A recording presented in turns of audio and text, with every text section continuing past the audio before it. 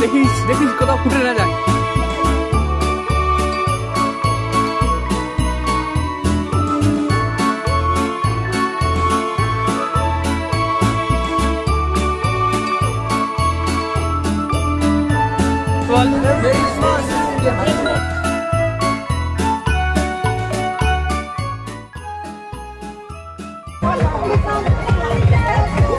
এখন ঘড়ির কাঁটায় 5টা বাজে। কোনো দিনও কোনো কারণ ছাড়াই 5টায় আমি ঘুম থেকে উঠিনি, আর এখন উঠে এসছি আমি উৎপলকে ডাকার জন্য, কারণ আজকে 25শে ডিসেম্বর আর আমরা আজকে যাচ্ছি রানাঘাট চার্চে। এদিকে উৎপল আসছে আমাদের সাথে দেখা করতে এখনই। আরে আজকে কিন্তু আমি একা নেই, আর আজকে আমার সাথে আছে এই যে সোনু, সাথে উৎপল আছে দেখলেনি, ওদিক থেকে কুটুদা আসছে, আর এদিক থেকে আসছে আমার ভাই সানি। সবাই মিলে আজকে যাব চার্চে। উৎপল আমাদের জন্য কি করতে পারে আপনারা এক্ষুনি দেখতে পাবেন, যেটা হচ্ছে বাড়ির গেট টপকে আজকে বেরাচ্ছে ও আমাদের জন্য। দেখিস দেখিস কোথাও ফুটে না যায়। बच्चे लोग जो है इसी में मजे कर रहे हैं, हम सब जा रहे हैं। ঠান্ডা লাগার কোনো চান্স নেই, সব সেফটি নিয়ে নিয়েছি। হ্যাঁ হ্যাঁ, ফালতু সেফটি তো হয়েছিল।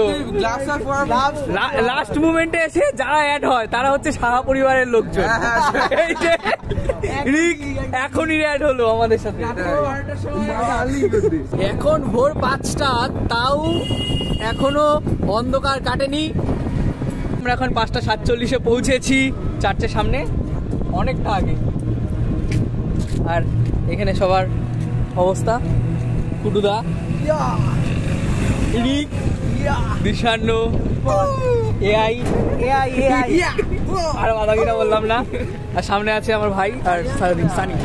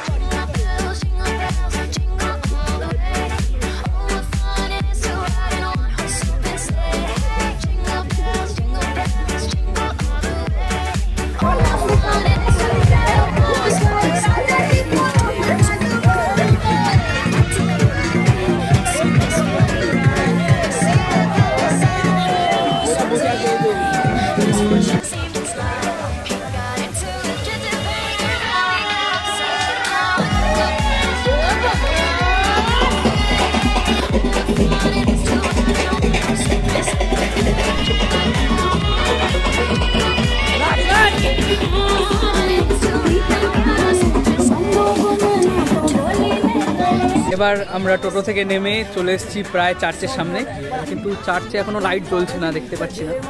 সামনে হচ্ছে ন্যাশনাল হাইওয়ে 12।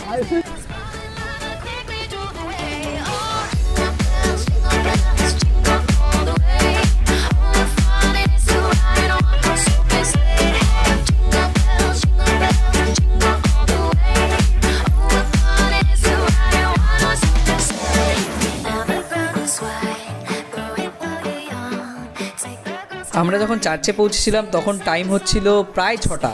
এত মানুষের ক্রাউড ছিল, সাথে সাথে এইখানটা হেভি সুন্দর অ্যাম্বিয়েন্স ছিল। এত লোকের ভিড়ে আমরা চারিদিক থেকে চার্চটাকে দেখলাম একটা আলাদাই রূপ পেয়েছে। পুরো গির্জাটা চারিপাশ থেকে ঘুরে আমরা পৌঁছে গেছিলাম মূল প্রেয়ার হলের ভেতরে, যেখানে গিয়ে জানতে পারলাম আজকের প্রেয়ারটা নাকি কমপ্লিট হয়ে গেছে। এই জন্য গেটটা বন্ধ ছিল আর আপনাদেরও দেখাতে পারলাম না। গেটের সামনে থেকে ভেতরের অ্যাম্বিয়েন্সটা বেশ দারুণ লাগলো সাজানো, আর সাথে সাথে দেখা হয়ে গেল অতি পরিচিত এই লেখাটির সাথে।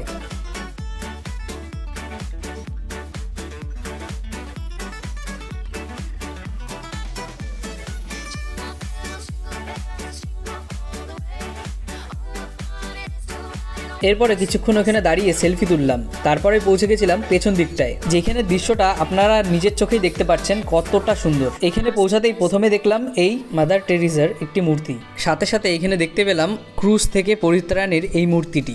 কিছু লোক ওখানে মোমবাতিও জ্বালাচ্ছিলেন। জায়গাটা একটু ক্রাউডি ছিল, কিন্তু মনের শান্তি অপরূপ ছিল।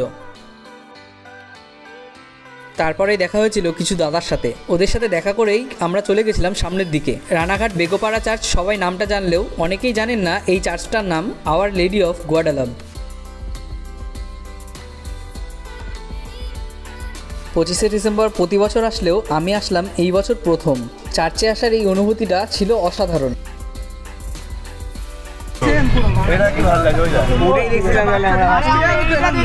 তো আজকের ভিডিওটা এখানেই শেষ করছি। যদি ভিডিও স্টপ এগুলো ব্যাকগ্রাউন্ডে থাকবেই।